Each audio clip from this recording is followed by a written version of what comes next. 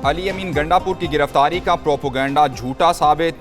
KP house में आने और खुद बाहर जाने की तस्वीरी शवाहिद सामने आ गए। वज़ीर आला केपी इमारत में दाखिल होते वक्त गहरे नीले रंग का लिबास पहने हुए थे। कुछ देर बाद कपड़े बदलकर अपने साथियों और सादा लिबास में मलबूस पुलिस एहलकारों के हमरा पैदल चलकर इमारत से बाहर निकल गए।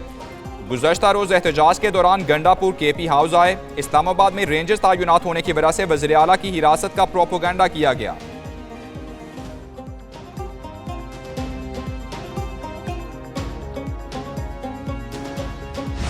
आपको कंफर्म कर रहे हैं कि ना वो पुलिस की हिरासत में, ना वो किसी और इदारे की हिरासत में, वो खुद भागे में। और डेफिनेटली मुझे नहीं पता कि उनको क्या वो है, किस वजह से, लेकिन डेफिनेटली अगर वो इस्लामाबाद की टेरिटरी में हुए तो हम उनको ज़रूर, इस्लामाबाद पुलिस उनको ज़रूर ढूंढ रही है।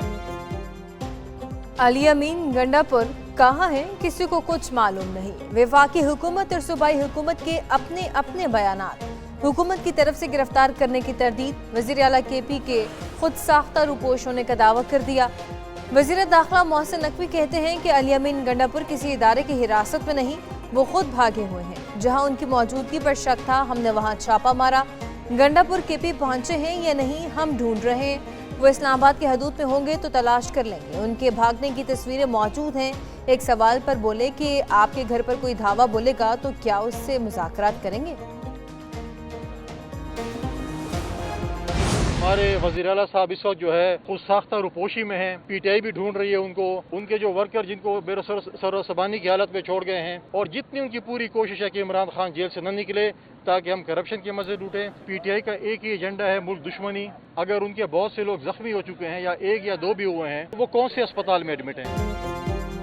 गवर्नर केपी फैसल करीम कुंडी ने अली अमीन गंडापुर की गुमशुदगी से मुतालिक केपी असम्बली का इजलास ड्रामा करार दे दिया। मीडिया से गुफ्तगू में कहा, वज़ीर आला केपी ने गाड़ी की डिग्गी में फरार होकर ना कटवा दी।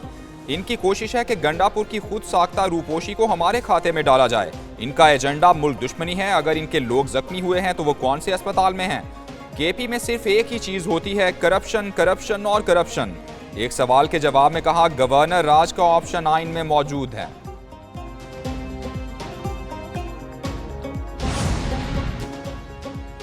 खैबर पख्तूनख्वा असम्बली का हंगामी इजलास कुछ देर बाद होगा। केपी हाउस इस्लामाबाद पर वफाकी हुकूमत के एहलकारों और इस्लामाबाद पुलिस के धावे पर गौर होगा। वज़ीर आला के मुबैना अगवा और मुमकिना सियासी बहरान पर गौर किया जाएगा। पीटीआई रहनुमा असद कैसर कहते हैं कि सूबाई असम्बली में मुत्तफ़िका करारदाद लाएंगे। वज़ीर आला के मामले पर सियासी जमातों का जरगा बुलाएंगे।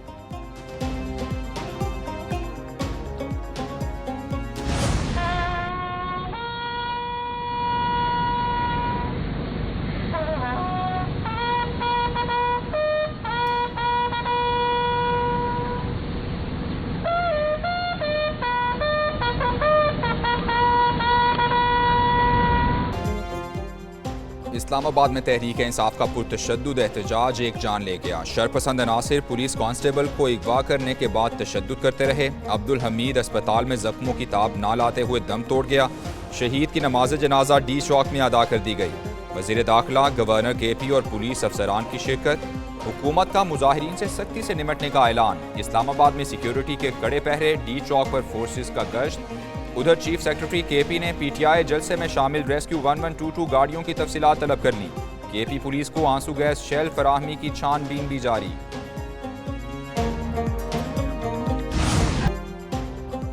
एहतजाज के हक़ की आड़ में बुलवाइयों का वफाकी दारुल हुकूमत पर धावा। फुटेज और होशरुबा हक़ाइक़ मंजर आम पर आ गए। हंगामा आराई के लिए शरपसंदों ने एहलकारों पर तशद्दुद और सरकारी इमलाक को नुकसान पहुँचाया। मुख्तलिफ मकामात पर पुरतशद्दुद हमलों में एक पुलिस एहलकार शहीद और 70 से ज़ायद एहलकार जख्मी हुए। शरपसंदों ने पुलिस की गाड़ियों और सरकारी इमलाक को भी नजर आतिश किया। पकड़े गए बुलवाइयों से आंसू गैस के शेल, कंचे, पत्थर, डंडे और गुलेलें बरामद की गई।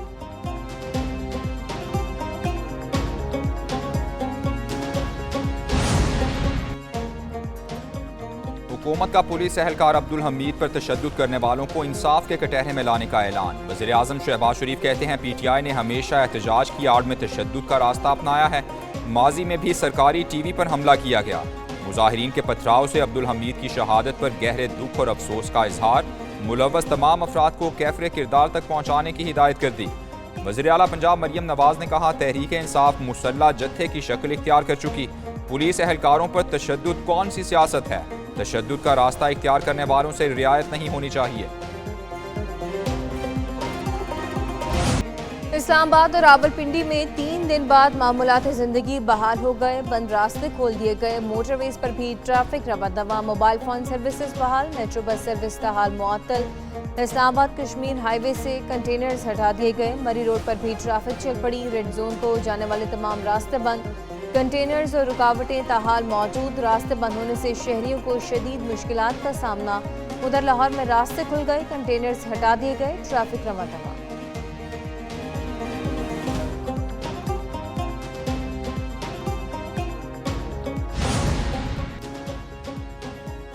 भारतीय वज़ीर ख़ारिजा जयशंकर को एहतजाज में शिरकत की दावत क्यों दी? पीटीआई रहनुमा बयान पर आमने सामने आ गए। सलमान अकरम राजा और बैरिस्टर सैफ का स्ट्रेटजी ग्रुप में तल्ख जुमलों का तबादला। सेक्रेटरी जनरल ने मुशीर इत्तलात खैबर पख्तूनख्वा को पार्टी से निकलने का कह दिया।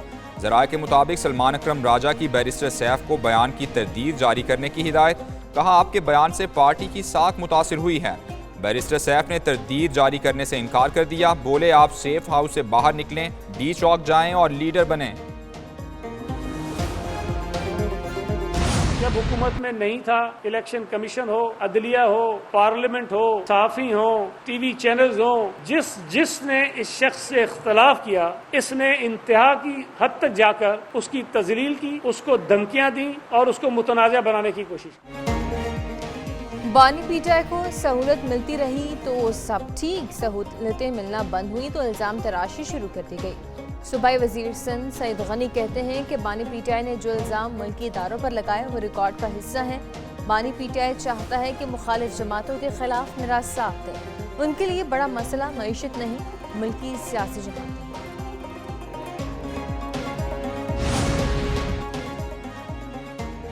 वफाकी हुकूमत ने पश्तून तहफ़्फ़ुज़ मूवमेंट पर पाबंदी आयद कर दी। नोटिफिकेशन जारी। ठोस शवाहिद की रोशनी में पीटीएम पर पाबंदी का फैसला किया गया।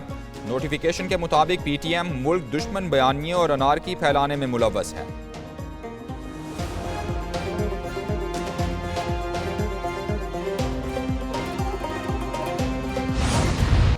कराची जितना बड़ा शहर, मसाइल उससे भी बड़े। कहीं टूटी फूटी सड़कें तो कहीं गंदगी, बवाले जान, डेंगू और मलेरिया के बाद चिकनगुनिया के वार तेज। अस्पतालों में इमरजेंसी पर दबाव बढ़ने लगा। रवां साल 151 शहरियों में चिकनगुनिया की तस्दीक। ये वायरस क्या है, इससे बचाव कैसे मुमकिन है? देखिए खुसूसी रिपोर्ट इसी बुलेटिन में।